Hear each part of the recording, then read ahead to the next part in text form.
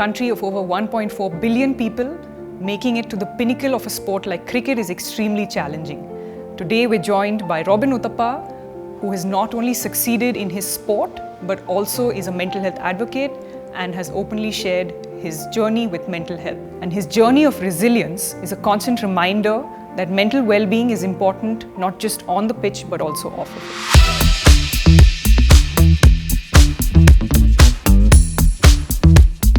My first memory of myself is of me playing cricket. He's going through some of his own challenges, Sheetal is going through hers, but they're also sort of playing caregiver to each other. I think that's such an important lesson because as a therapist also this comes up a lot. It's considered the greatest in the world. On an average, he succeeded 5.5 times out of 10. Hi everyone, I'm Anisha Padukone and I'm joined by my co-host Dr. Shyam Bhat in the next episode of the Live, Love, Laugh Lecture Series Unplugged.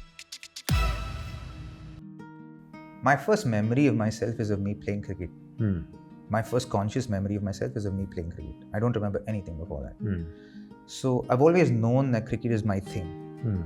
Okay, yeah. My first sport that I played was tennis. My dad wanted me to play in an individual sport because he felt that I'd probably give myself a better chance at making it big if I played in an individual sport than a team sport, because he went through the bureaucracy of a team sport and then was on the receiving end of it.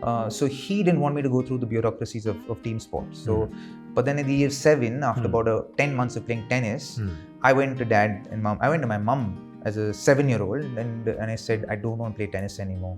I opened a newspaper to her. I opened the Indian Express, the city sports section, and I said, I want to go to that academy. So it was the British Patel and Imtiaz Cricket Academy. They had a summer camp. So I said, I want to go there. So my mom was like, what? What is this 7-year-old doing? Yeah. Tell me that he doesn't want to play this. So they're like, okay. And then the next day I saw, like, it was this color. The first pair of batting gloves I saw in my life. Really? This color. Yeah, it was fantastic. It was really, really nice. What made you so sure about yourself that this is what you want to do, do you think? Don't know. At 7? I honestly don't know. Because tennis is a good enough sport, I imagine. It's a great sport. I love tennis. In fact, it was my favorite sport after cricket until I discovered paddle. Maybe that's why you enjoy paddle. Yeah, I think it's also that's why that I actually enjoy paddle so much, and it's fun, man. But like I remember I went for my first under 13 state selections at the age of 8. I wasn't playing for school. Right. I was in St. Joseph Boys High School. I wasn't playing for school. I was still just going to the academy over the weekends and summer camps and whatnot. And then the selections were there and like, I want to go. And dad somehow made it happen for me. Spoke to Mr. Imtiaz Ahmed and they kind of got me in. And I got cut in the first round. And obviously I was slightly sad that I got cut, but I came back home and I was like, very happy. And my mom was like, she met me outside and she's like, it's okay, don't worry, it's the first time you'll. And I'm like, Mom, don't worry, I'm like really happy. She's like, what? I'm like, Ma, I just, like, what? This is what I want to do.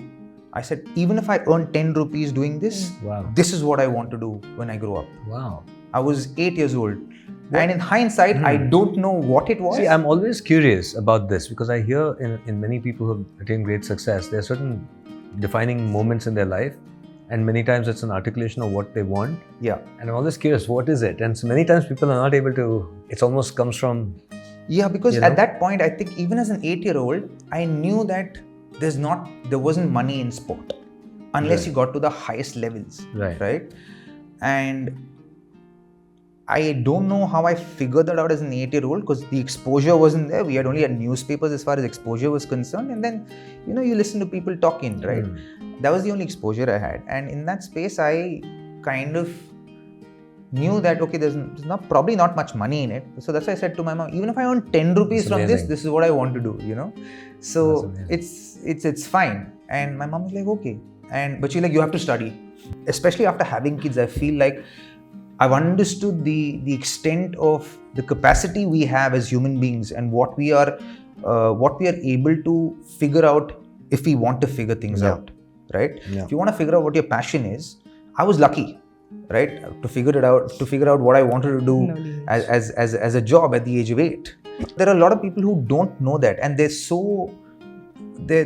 so caught up with the rigmaroles of their own lives and their family lives that they don't realize, and they perhaps are so unaware of themselves because they go through lives, especially in our society, they go through lives being controlled till such an age where they don't have that independence to figure out who they themselves are. And they only end up doing that by the age of 20, 22, 23, sometimes even beyond that, right? And if you can even just begin a conversation today with kids at the age of 13, 14, 15 to say, hey, what do you like doing?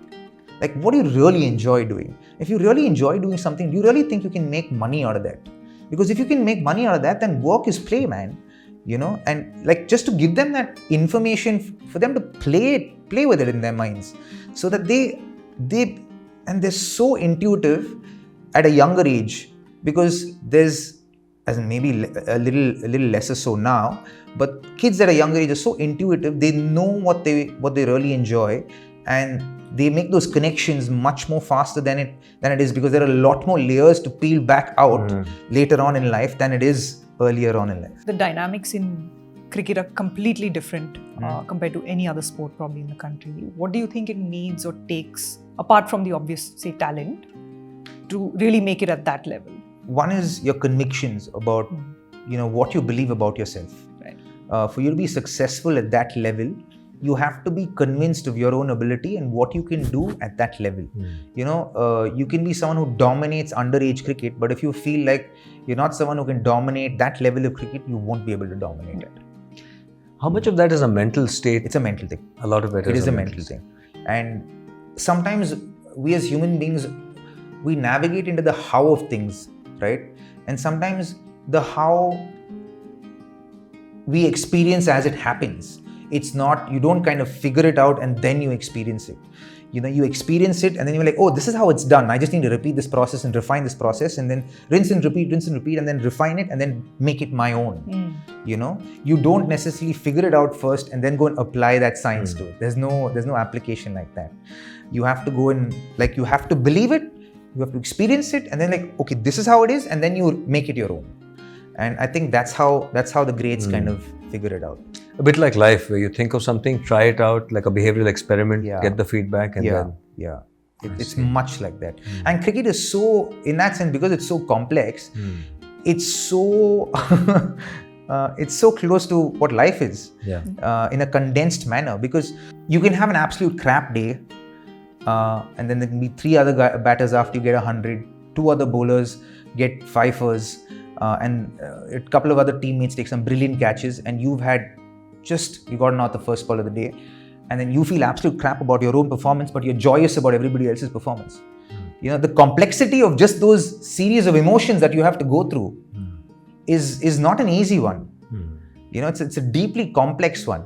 And much like that in your family, you could have had a great day at work today and you could have been successful, but your partner could have had an absolute crap day at work and probably got demoted or lost a job on the same day. And then how do you navigate through that day? Right. And then so we have to deal with something like that almost on a 7 out of 10 times or a 6 out of 10 times basis, right? Again, what is success in cricket? Some of the greatest cricketers who have played the game have an average of 60 out of 60 batting average, or have a batting average of 50. Sachin Tendulkar is in the 54, 55 range. He's considered the greatest in the world, but on an average, he succeeded 5.5 times out of 10. Right, 55 times out of 100 is the numbers of what it speaks. Rahul Dravid is around in the same bracket. But so that means 45% of the times he's dealt with failure, different complexities of failures within that, and has had to deal with it and contend with it while seeing his mates being successful. And for young people who are watching this is a central thing, which is the idea, and that for anything of great success, if you want to attain great success, you have to be comfortable with failure or setbacks. Absolutely. There's no way that you're going to be successful when you're can't deal with setbacks. Yeah, absolutely. And that's why I would always recommend and advise academic students, like people who are academically inclined, to play some form of sport. Because when you play sport, I'm sure you know that, Anisha, that when you play sport, you deal with success and failure on a day-to-day basis. I do play sports too, though, but not at all that. We'll take you on the paddle board. I played badminton when I was a child. You deal with success and failure on a day-to-day basis, and that itself is a very humbling factor, because when you go through life, when academic students kind of go through life who are passionate about academics, and they're toppers in school and college, and then they encounter life and they start meeting failures in life, they start perceiving themselves as absolute failures, which is so untrue. A lot of it for students, and I'm sure it's true in sports also, is that your identity becomes attached to the sport or to the profession or to academics. And for a lot of people, if they don't succeed, it's like their identity has collapsed. They're nothing without Exactly. it. What helped you, even playing at the highest levels of the game, bring your attention fully on the process and detach from the outcomes?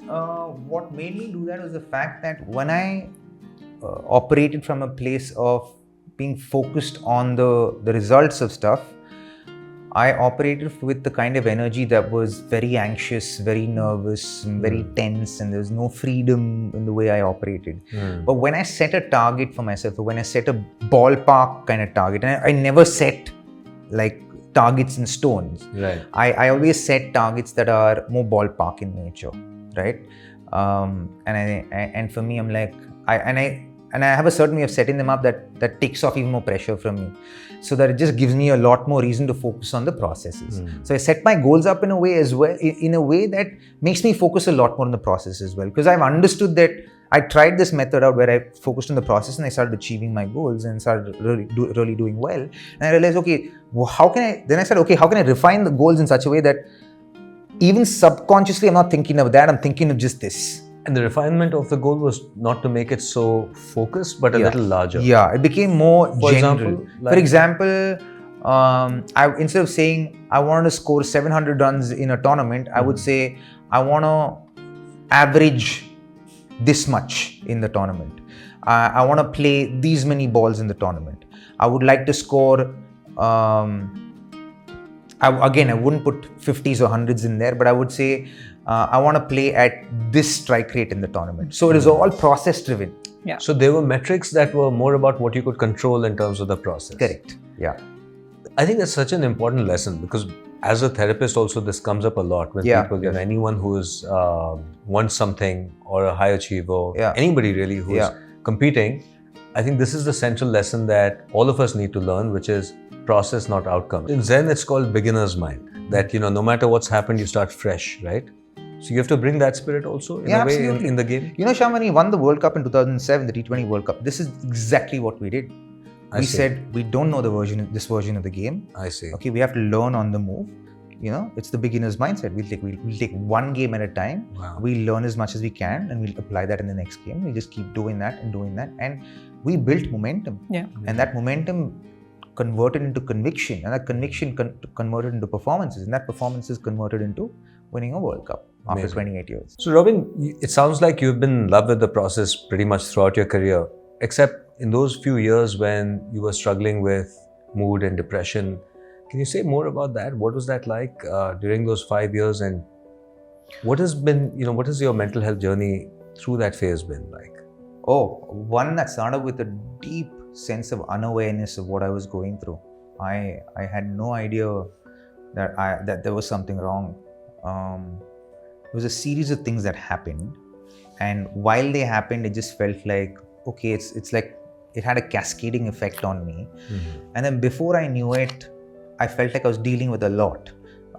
It perhaps started in 2007. The first time I navigated through emotions that I didn't know how to comprehend with was the 2007 World Cup that we lost in West Indies, the one-day World Cup. It was a bitter loss for us. We lost in the first round of the tournament. Oh, I see.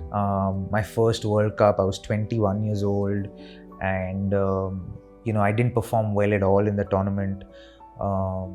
And we came back. I didn't think I'll play for India again. To this day, I can't remember how I knew I was at home for 3 weeks, but I don't know how I spent that time at home. It's a blur to me.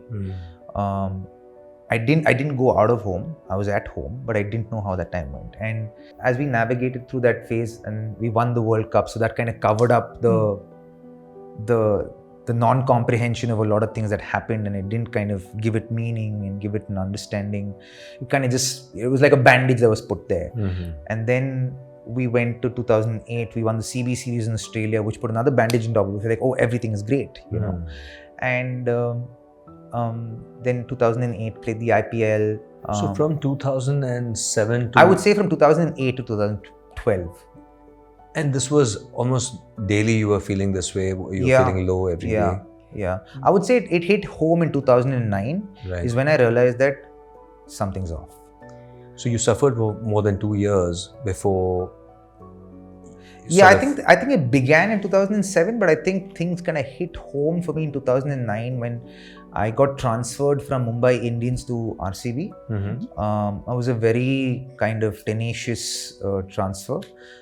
For me, it was very hard to deal with. I got dropped from the Indian team in 2008 July, and then there was 6 months of wilderness, and then the Ranji Trophy happened, and it was a decent Ranji Trophy, not a great Ranji Trophy season for me. Then I came back, and then 3 weeks before the IPL began, which I was really looking forward to, I get transferred, and then suddenly we're going to South Africa, and I'm joining a side that I'm considering as my rival side, and I'm joining them, and like, I'm supposed to feel like this is my team now and I'm going to play for them. And suddenly I'm feeling like I'm like an imposter here, you know, like going through the whole imposter syndrome situation. And I just didn't feel right. I reached a point where we were in South Africa and we were staying in the Santon Sun Hotel. And I remember I was on the 21st or 23rd floor and we could open the windows and you could just open the windows for fresh air. And I opened the window and I was sitting on the windowsill with my legs hanging out. I'm someone who's got absolute fear of heights.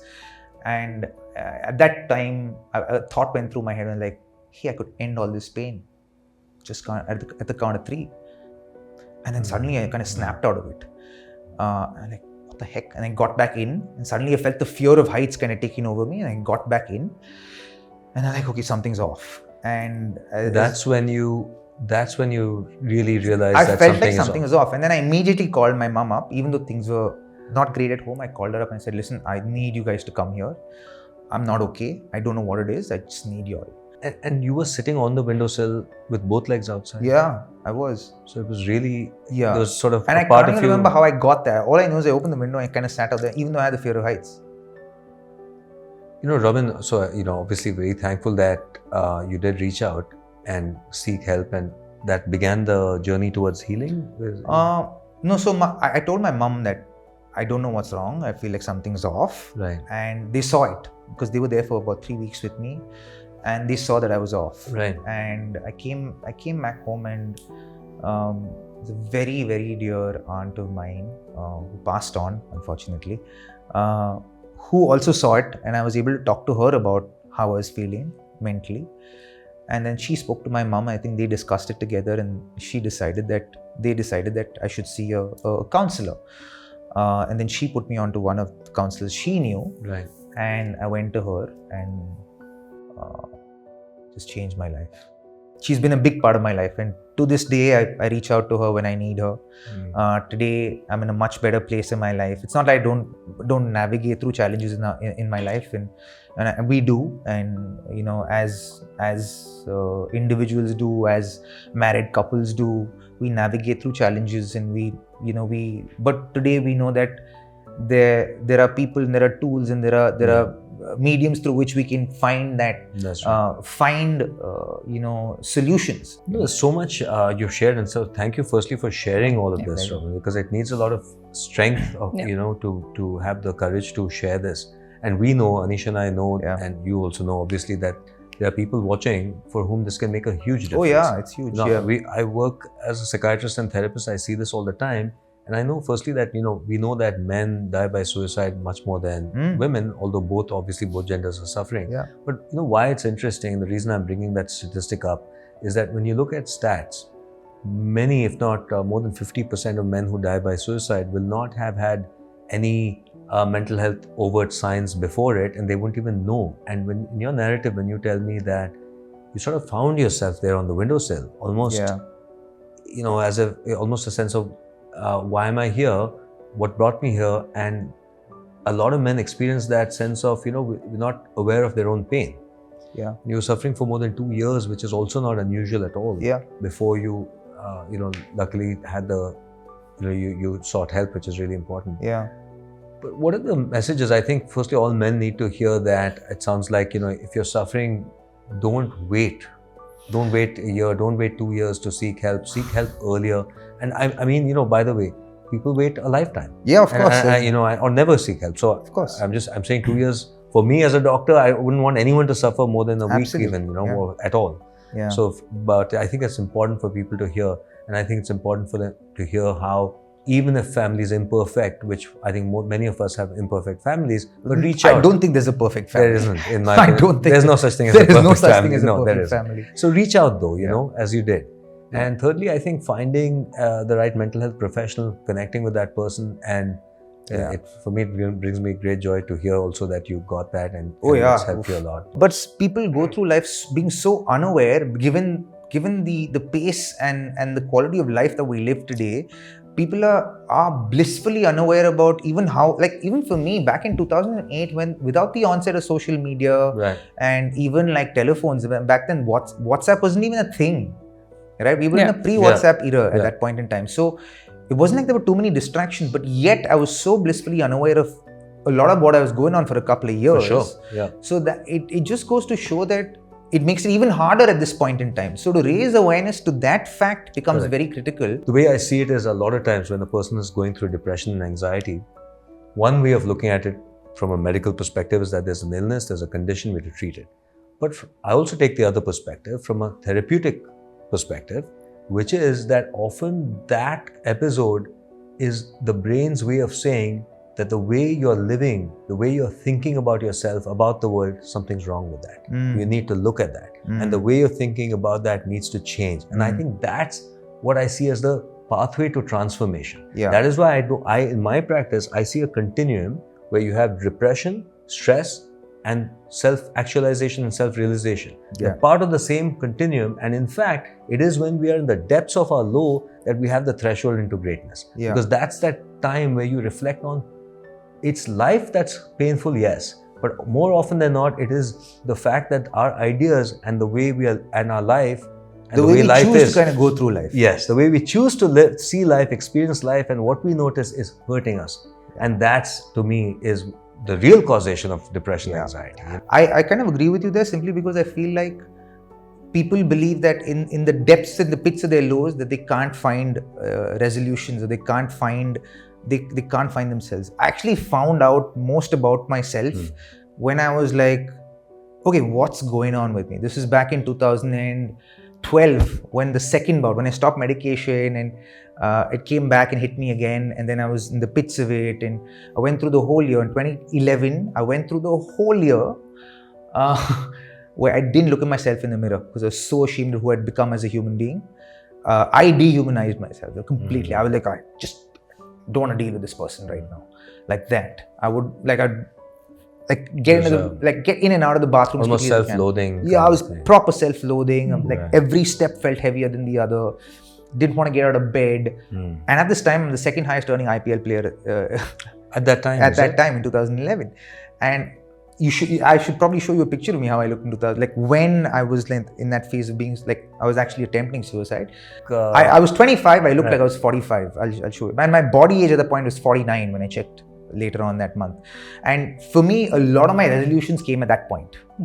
For me, it's like I kind of began finding myself. Like I started writing about myself. Okay, I literally went back to scratch. Like, okay, what do I need to start somewhere. And I started with, okay, my name is Robin Uthappa. I'm born on 11th of November, whatever. And I started writing, okay, this is where I am. This is what I do. This is what I'm feeling. I started putting things on like, okay, there is something wrong. I need to. You had a lot of body pains also and heaviness in your body at that time? No, not body pains, but I just, you know how when you're going through depression, you had a sense of heaviness. Like it's just, everything feels like stone. You just don't feel like, you just feel immobile, right? Right.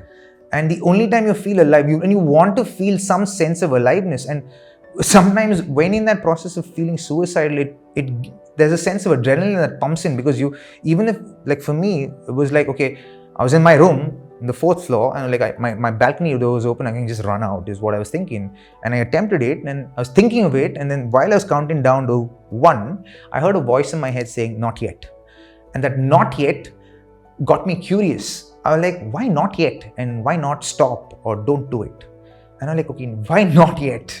And then when I started thinking about that, I was like, there must be something to it. And then every time I tried it, I almost attempted it 2 or 3 times over a period of a week. And then every time I heard not yet. So then that's when I sat down with myself and started writing stuff. And then I was like, okay, I need help. And that's when you sought help, and yeah, that's amazing. and that's when I sought help. I was like, okay, I went back to my counselor and I said, this is where I am. So I guess the message for anyone watching who's going through any kind of similar thought process or suffering actually is to know that you're suffering and to seek help. Yeah, and I think when we were speaking about men, one of the things I would love to kind of talk about is, as men, vulnerability is considered a weakness. And I think that is so far from the truth. Absolutely. To actually express your vulnerabilities to another person that you care about or who cares about you takes so much of courage for a man. It is possibly one of the most courageous things you can do as a man.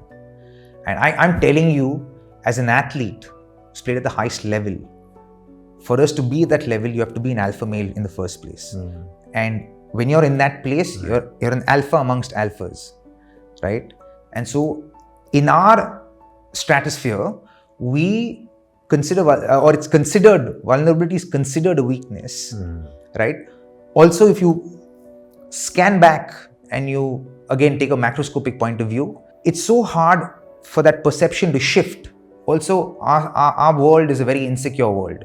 Like the cricketing, the sporting world, our ecosystem at least is a very insecure world because of the complexities we spoke about earlier. Right. So vulnerability and trusting someone to share your vulnerabilities with somebody else becomes even more harder, which is why it's like, we'll deal with it ourselves. It became so much more of a thing for me to talk about simply because I was like, listen, this worked for me. And I'm in an ecosystem where we're all the same kind of people, maybe in different degrees, but they all perceive it negatively.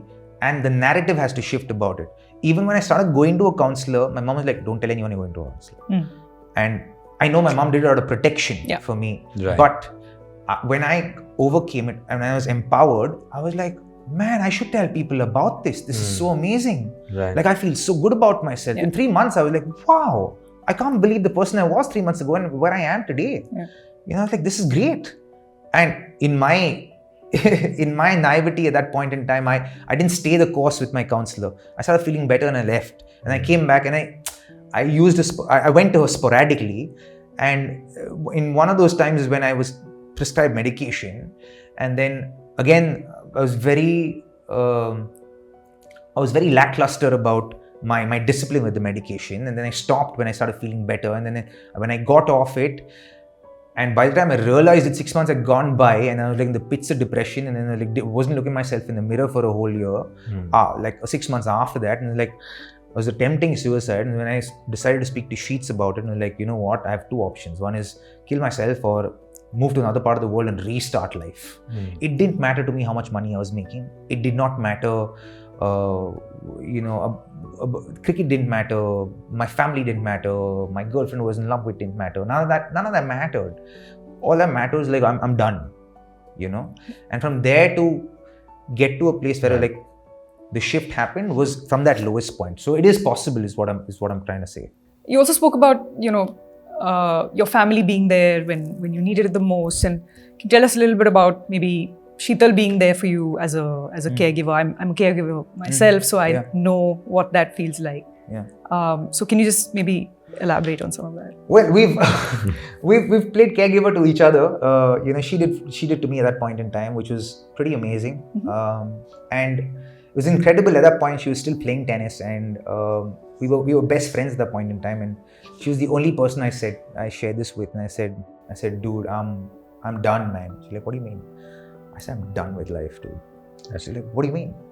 I was like, I want to kill myself. She's like, what are you talking about? And I said, I don't want to live. And I've gotten to a place in my life where I either want to just move away from here and restart life in some unknown part of the world, or I want to just end my life. And it's beautiful what she said to me next. And she's like, okay. She's like, what about cricket? I'm like, what about it? She's like, don't you love the game? I said, yeah, I love it, but I hate who I've become even within the game. I said, today I'm seeing my progress and success in the game, in the failures of my teammates, and that is not who I am innately. I hate that I've become that person. And that's all the more reason why I detest myself. And she's like, okay. She's like, so you want to stop playing the game? I was like, yeah. So she's like, what about the IPL in India? And I'm like, man, I don't know. I don't want to play. She's like, do you love the game? I said, yeah, I love it. I was like, I just hate who I've become within the game. So she's like, okay, can you do me a favor? I was like, sure. What? She's like, can you just play the game for the next 6 months? I was like, why? She's like, just do me a favor. Just for my sake, play the game for the next 6 months, but under one condition. She's like, for the next 6 months, you will play the game only because you love it. Not to earn money, not to make a comeback into the Indian team, Right. just because you love cricket. So I was like, okay. I was like, yeah, that's one more IPL season. That'll give me some more money to go and restart my life, perhaps. You know, that was what I thought at that point in time. And she's like, okay, if there's one thing you can change about yourself, what would you change? I said, have you seen me? I'd love to lose weight. I was 25. I weighed about 99 kilos. And I was losing hair, and I was like, I looked terrible. I just didn't look like an athlete at all. And she's like, okay. And she was going to a nutritionist there, and she's like, I'll put you on to him. Go to him. Let's figure that piece out. So I started going to him. And this is also when I started going back to my counselor. I see. So it all kind of simultaneously happened to me. When I took that first step, things kind of started working for me. So then I went to the nutritionist, took a blood test, got a comprehensive blood test done, figured out my body age. He's like, okay, your body age is 49 or 51. We got to bring that back to 25. Got to work your way back now. I said, okay, let's do that. And then he gave me a diet plan. I started slowly following it. And then over a month and a half, slowly started losing weight. And I played the next tournament that was available for me, that was there for me, the Vijay Hazare before the IPL that season. And I scored 200s and 350s in 5 matches. That was league stage. I'm like, okay, great. I rediscovered I slowly started enjoying the game, started playing just for the fun of it and not for anything else, right? Just playing for the fun of it. And in that process, over the next 6 months, I rediscovered my passion for the game. I became the fittest I've ever become. Like I went from 98 kilos to 77 kilos in a matter of 6 months. Oh, wow. Became ripped, and my passion or the fire to play for India was rekindled again for me. And then that was it for me. And I started working really hard, and I stayed the course this time. I didn't back away. I didn't buckle under pressure. No matter what, I kept going back to my counselor consistently and stayed with the medication consistently for the next 5 years. Then I went off my medication eventually in 2017. She brought you back to process in a way. Yeah, she just brought me back to the processes of it. And then she kind of broke things down for me. And then I went through a process of kind of just self-discovery, because up until that point, I was just living for the people I loved in my life, for my parents, and trying to please them, my family, and the people around me, and anyone that I loved, I was just living for them. I never lived for myself. I didn't know who I was as a person, what I loved, what I enjoyed as a person. Except cricket, though. Except cricket. Cricket is the only thing that I knew and that I loved. Everything else. That's what stands out in your story, though. You know, that with all that confusion, it's crazy, but you knew this one thing. And then also Sheets playing the role of a caregiver. And then today I find myself in the place of a caregiver as a husband and as a father, with her going through her prenatal postpartum depression, which has been challenging in its own ways. Much like any other mental health journey, you stay the course, and we're navigating through it together. We take it one day at a time, and there are good days and then there are bad days. But there is progress. Shyam, I want to just bring you in because Robin brought up a really sort of an interesting thing where, you know, he's going through some of his own challenges, Sheetal is going through hers, but they're also sort of playing caregiver to each other. And, you know, there may be days where you're feeling depleted, but you still have to maybe care for another person. So what do you do in those situations? Not necessarily only in their case, but generally, what would someone do where, you know, you're really feeling depleted? I think that's a great question. Firstly, when I see couples who are struggling, say in their relationship, in contemporary times, I often see stress is one of the biggest causes for their friction. Not stress from the relationship, but their own stresses. Because many couples, both people have, you know, whatever is going on with their career, life, etc. And the problem today is that, you know, that when both people have stress and you bring that into the relationship, usually stress doesn't make us our most mature, patient doesn't give us that. Usually stress makes us regress a bit. Many people are more childish when they're stressed, Right. maybe more irritable. We want to be nurtured. And so when both people have the desire to be soothed and nurtured, but both are stressed and therefore cannot give, oftentimes they will face clashes. Yeah. But if they're able to co-regulate, that is, in coming together, you actually heal together. That is, your energies will heal each other. That can be very powerful as a couple. Yeah, absolutely. So I think it's very important for every couple to be aware of background stress and to be aware that background stress will make you impatient, irritable, and not your loving best. And that can really rub each other the wrong way. This is probably one of the most common reasons for people to struggle, although they won't know that. A lot of times they'll blame the other. You'll say, look, you're not patient. And by the way, we all know this as therapists, that most times both people will say exactly the same thing. And most people, often both will feel unappreciated, unacknowledged, or unloved. And both will feel exactly the same thing. Yeah. And, and both want the same thing. Yeah. In fact, most humans want the same thing. We all want absolutely. Love, respect, affection, security, safety, acceptance. I mean, that's something that everybody wants. Yeah, something as simple as for me today, when we're navigating through what we're navigating through, and there are times where she's just going through what she's going through, and I'm feeling that I haven't been paid attention to as far as affection is concerned, I'll actually say to her, babe, I'd love a little bit of affection. So that's vulnerability, not easy to do. Yeah. A lot of times we cannot say what we want the most. Yeah, but when you, like for me, the reason I'm even saying this is because we're all in human relationships, right? Yeah. And today we choose to marry a person, and when we do marry a person, we have to exercise the right to be most vulnerable there. Yeah. It's very important. Because that gives us the best chance to make that relationship successful. Absolutely. Because if we sit on our egos at that point in time and say, you know what, I need this, I've expressed this before, I'm supposed to get it. But if you can work from a space of empathy to perhaps what they're going through, even if you don't know what they're going through, and just express what you need in a way that's kind and loving, you give yourself the best chance of receiving it. Yeah. No, absolutely. So important. And I think that's the problem, right? When people are stressed and they're not in this position, often the assumption is just like the child, you should know what I want. And if you don't get it, I mean, me having to tell you, do you care for me or not? Do you care for me? Do you really care for me if I have to articulate it? Yeah. And a lot of people have to learn this, which is be vulnerable. State it in the most direct way possible that this is what you want, rather than shouting or passive aggression and so on and so forth. Because, so like, it's not easy to do though. It's not. But when you look at children, you ask them what they need, they will actually tell you what they need. Straight up, yeah. And for me, that's one of the things I've learned from my kids, that when you need something, just ask for it. Where do you think you're at now, not just from a cricketing perspective, but also your mental health journey? You spoke about your kids, your relationship with your wife, and where do you see, where are you at right now, where all of this is? What stage of life are you in? I'm at a stage in my life where I am extremely grateful for everything that's happening in my life.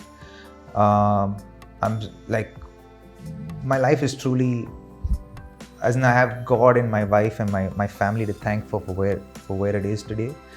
And I'm really grateful for the way I perceive life today. I perceive life from a place that everything in life that happens with me happens to me because it serves me, whether it's good, bad, ugly. I perceive, like, when negatives happen to me in my life, I'm like, I may not be able to see it today, but I know and I operate from the underlying belief that this serves me, and I'll probably see it down the line. I may not see it today, but I will see it down the line. So I'm really grateful that I've reached that place with myself, grateful for my family, my kids and my wife, that they create the atmosphere for me to live life in a way that's most free today. And it's truly, I'm like, I go back home and all I can feel is gratitude, and I operate out of gratitude today, which I'm truly grateful for, which is why this urge and I feel this deep urge to be able to add value to people to the extent that they can perhaps experience what I'm experiencing, and kind of share my journey to the extent that perhaps it inspires them to, or even encourages them to walk their life in that vein, to be able to experience some of what I'm experiencing, or even better of what I'm experiencing. Robin, I'm going to ask you some questions, which is a thing we do with our guests, where I ask a few questions to see how your mental health care practices are. And you've talked about some of them, but let me go over these basic self-care practices that are really important for mental health. Sure. Firstly, sleep. Do you get regular sleep? How is your sleep? No, I don't get regular sleep. I probably get, I'm not a morning person at all. So if it weren't for the kids, I'd be sleeping into like 10 o'clock, 11 o'clock every morning. I operate better at night. Cerebrally, I operate better at night. I recognize that. So I'm a little bit of a night bird where I actually can like cerebrally function more optimally. So you sleep late? Usually? I sleep late because it's like churning, Shyam. So for me, it's like very hard for me to sleep, and I feel like I'm missing creative ideas come in. My creativity kind of spurs on at night, you know. Past 1 o'clock and like, whoa, it's like, what is this? I'm like, okay, let's get in. You go to bed usually by what time? No, now because of the kids, then I'm there at home sporadically. Like I'm there at home 4 months in a year. So I try and make sure that when I am at home, I try and at least, add value, because Sheets is dropping one of the kids so off. You're traveling 8 months a year? Yeah. I'm on the road about 6 to 8 months a year. So sleep, I assume when you travel, is not easy to sleep on time? No, not easy. And also time difference. You go to different parts of the world, so you navigate through that. Exactly. So kind of, I figured out my patterns, like how to figure out my sleep, and I make sure that I don't let the lag go beyond 5 days. So if I, by the 5th day, if I haven't gotten enough sleep, that 6th day, I'm sleeping in. So you're cognizant of your sleep, very. And you would like to sleep better, but you're doing your best. Yeah. So you give 7 out of 10 on this, which is... I'll take that. I think you're being very generous. I'm giving 7 because he's well aware of it. You're trying your best, plus he travels a lot. I'm trying to be a little bit more disciplined with it now. I'm trying to work through my time management because... So second pillar for mental health would be exercise. I'm assuming... 5 days, 6 days a week now. What do you do for a workout? Paddle, cricket, and training in the gym. Amazing. And you look like your nutrition must be very it's great right now. As in I've figured it out in the last. That's pillar 3, by the way, for mental health. So nutrition is balanced. Yeah, very balanced now. While playing cricket, I've tried every diet under the sun. Like I'm telling you, like every diet under the sun, and I've figured out when I've stopped stressing about food and the weight is when I've actually it's actually worked for me. Like I eat this much right now. People ask me, how have you lost so much weight? And I'm like, what's happening in Dubai that you've lost so much? I'm like, I eat this much rice, I eat this much meat, I eat this much veggies. That is my food twice a day. I've given up breakfast. So I always tell my patients or clients, about nutrition. If you eat what your grandmother would cook regularly at home, no problem. Just eat that. Absolutely. In moderation. Well, not what your grandmother cooked for you, because but what she cooked for us. Even that in moderation is fine.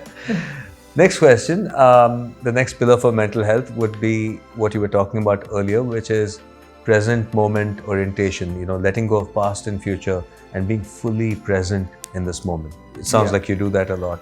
Or well, you do that as a maybe practice. Maybe not according to Sheetal, because she's like, you're always on the phone, you're not listening to me, you're not looking at me when you're talking to me.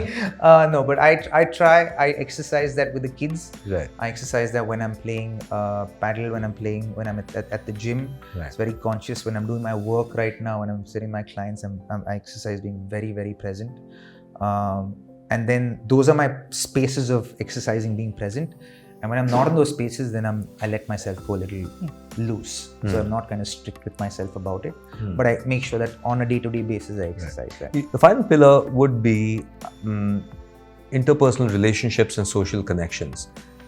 Sounds like you make plenty of time for that, both to nurture your own relationships at home and in terms of connections, social connections. Yeah, I do. And it's been a recent practice actually.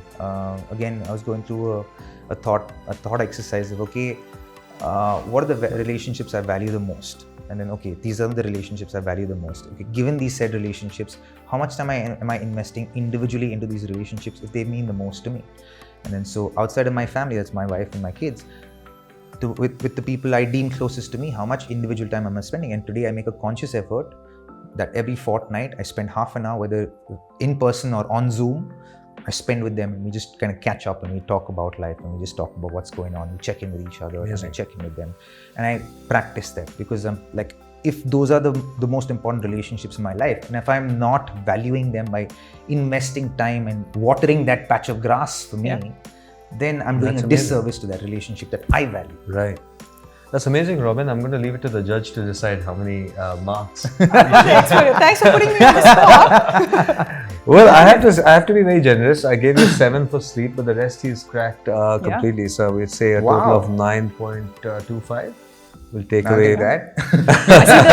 I see the band there, so I know he's someone. Yeah, that's right. You're also paying attention to all paying the attention to it. So awareness, what we spoke about. Awareness. My recovery. Right. Like if this tells me I haven't slept well, then I'm like, okay, sleep now. Yeah. I think you're doing amazing, Robin. Given you know the how busy your life is, it would be great if you could manage to sleep. And I think it's an important point, though. You know, some people are owls, as we say.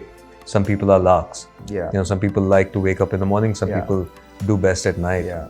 And honestly, you know, one could take the position that the world is against people who operate best at 2 in the morning. Yeah. You know, because meetings are rarely called at that time. Yeah. Apparently, but is there science behind? Yeah, there's science. There's science about the fact that circadian rhythms can vary.